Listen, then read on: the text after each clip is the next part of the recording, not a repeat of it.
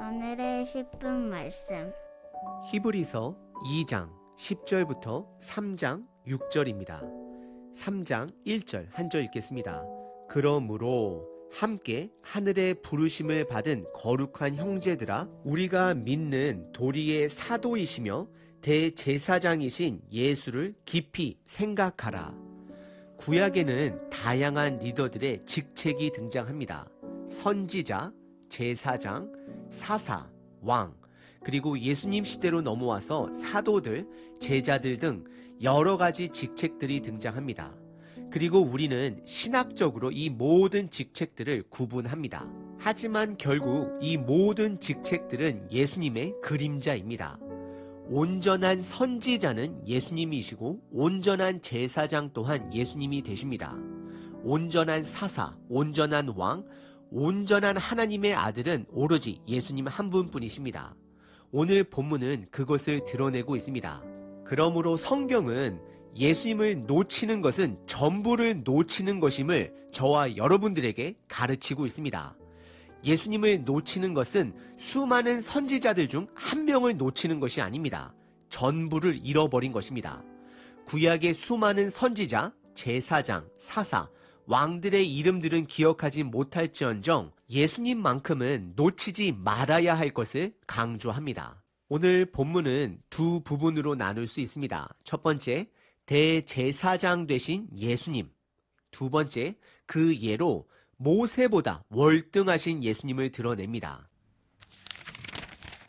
첫 번째 부분은 2장 10절서부터 17절까지 대제사장 되신 예수님을 설명합니다. 10절에 그러므로 라고 시작을 합니다. 바로 전 본문인 2장 초반부에서 예수님을 두 가지로 표현했습니다. 첫 번째는 율법의 완성자, 그리고 두 번째는 천사들보다 뛰어나신 예수님을 드러냈습니다. 그리고 그러므로 라고 시작을 하며 이어서 예수님께서 구원을 이루기 위해 고난을 받으셨다라고 표현을 합니다. 고난을 받는 것과 대제사장의 역할과는 무슨 상관이 있을까요? 대제사장은 1년에 한 번 가장 거룩한 장소, 지성소까지 나아갈 수 있었습니다. 대제사장은 백성들의 대표가 되는 것입니다. 그리고 제사장은 중재자로서 희생 제사를 집도하는 자들이었습니다. 그래서 성경은 예수님께서 제사장으로서 그리고 동시에 희생 제물이 되어 주심으로 고난이라는 표현을 사용한 것입니다. 바로 온전한 대제사장은 제사장의 역할뿐만 아니라 온전한 희생 제물이 되어 주십니다. 이것은 바로 예수님의 죽음과 부활 사건을 동시에 말하고 있는 것입니다. 10절입니다. 그러므로 만물이 그를 위하고 또한 그로 말미암은 이가 많은 이들을 이끌어 영광에 들어가게 하시는 일에 그들의 구원의 창시자를 고난을 통하여 온전하게 하심이 합당하도다라고 고백합니다.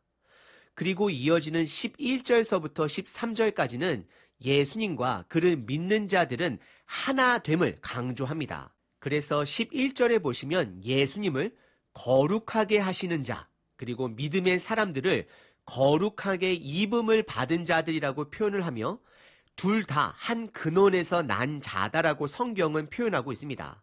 그리고 이어서 그러므로라는 표현을 다시 한번 사용하시며 예수님께서 그리스도인들을 형제라 부르기를 부끄러워하지 않는다라고 말씀을 하십니다. 형제라고 사용하신 단어는 그들과 하나됨을 말씀하시는 것입니다. 예수님은 온전한 중재자로서, 즉 대제사장으로서 하나님 앞에 우리들을 부끄러워하지 아니하고 대표로 나아갔음을 말하고 있습니다. 그리고 이어지는 14절서부터 18절까지는 왜 예수님께서 고난을 당하셔야만 했는지, 왜 죽으셔야만 했는지에 대해 설명하고 있습니다. 그 대답은 간단합니다. 바로 온전한 희생 제물이 필요했던 것이었습니다. 14절에 예수님께서 죽으심으로 죽음의 세력을 잡았다라고, 이겼다라고 성경은 표현합니다. 참으로 역설적인 표현입니다. 이 표현의 설명을 로마서 5장 12절에서 다음과 같이 설명하고 있습니다. 한 사람으로 인하여 이 땅에 죄가 들어와 사망에 이르게 한 것처럼 동일하게 한 사람의 의로움으로 온전함으로 모든 사람이 구원을 받을 수 있음 또한 말씀하고 있는 것입니다. 그래서 15절에 보시면 예수님은 대제사장으로서 직접 죽음을 이기신 분이시다라고 고백합니다. 그래서 그 결과로 예수님을 믿는 자들은 죽음을 이긴 자들, 죽음을 두려워하지 않는 자들이다라고 성경은 말하고 있습니다. 하지만 예수님을 믿으면서도 죽음을 두려워할 수 있습니다. 그 이유는 아직 믿음이 각자의 삶 속에 뿌리를 내리지 않았기 때문입니다. 현실이 되지 않았기 때문입니다. 믿음은 내 삶 속에서 뿌리를 내려가야 합니다. 그래서 16절에 예수님의 죽음은 아브라함의 자손들을 붙들어주기 위함이다 라고 말합니다. 갈라디아서 3장 29절에 보시면 예수님께 속한 자는 아브라함의 자손이다라고 말하고 있습니다. 결국 아브라함의 자손이라고 말하는 것은 유대인들만 말하는 것이 아니라 예수님을 믿는 모든 그리스도인들을 향하여 말하는 것입니다. 그리고 17절과 18절에 다시 그러므로라고 시작을 하며 지금까지 설명한 모든 것이 바로 예수님께서 온전한 대제사장 되심을 말씀하고 있습니다. 온전한 대제사장의 조건은 세 가지가 충족되어야 합니다. 첫 번째, 죄가 없어야 합니다. 그래서 온전한 대제사장은 예수님 한 분이십니다. 두 번째, 스스로 온전한 희생 제물이 될 수 있어야 합니다. 그래서 죄 없으신 예수님만이 온전한 희생 제물이 되는 것입니다. 그리고 마지막 세 번째, 죽음을 이기신 분이셔야 합니다.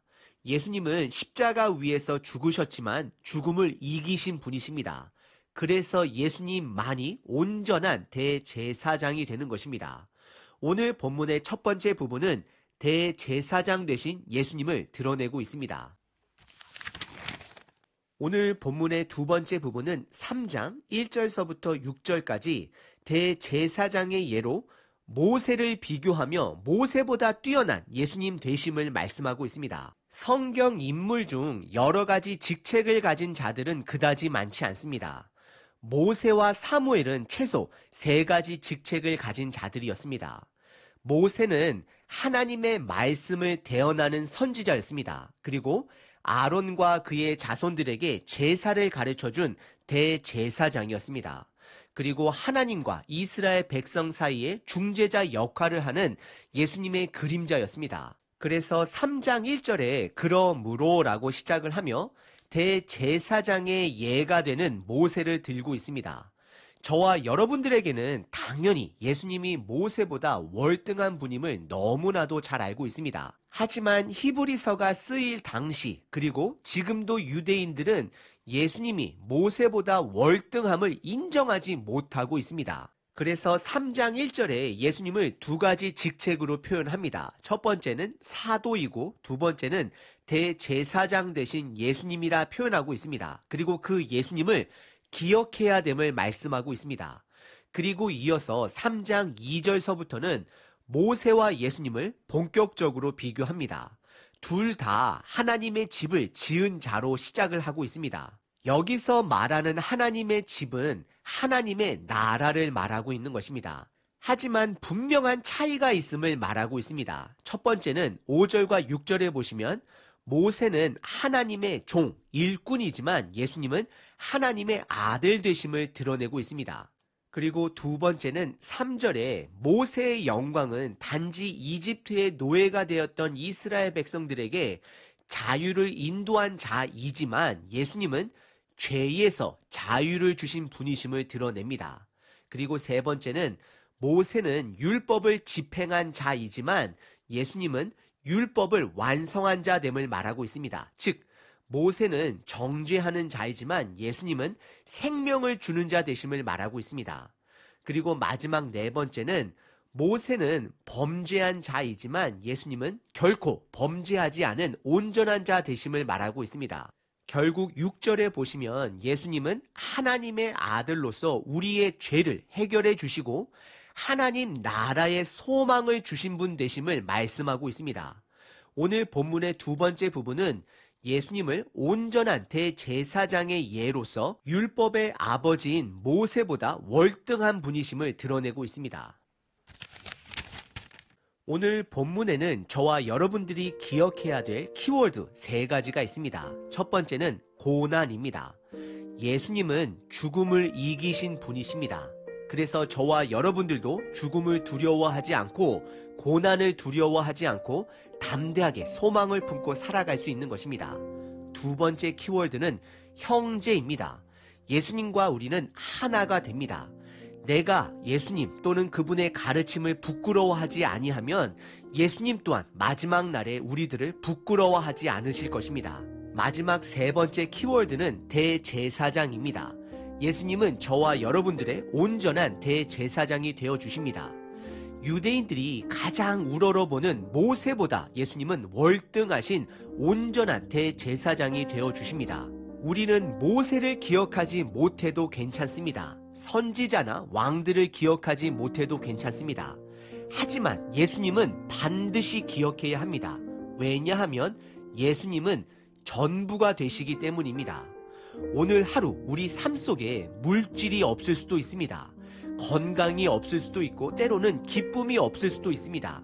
하지만 전부가 되신 예수님과 동행하심으로 전부를 누리시는 저와 여러분 되시길 바랍니다.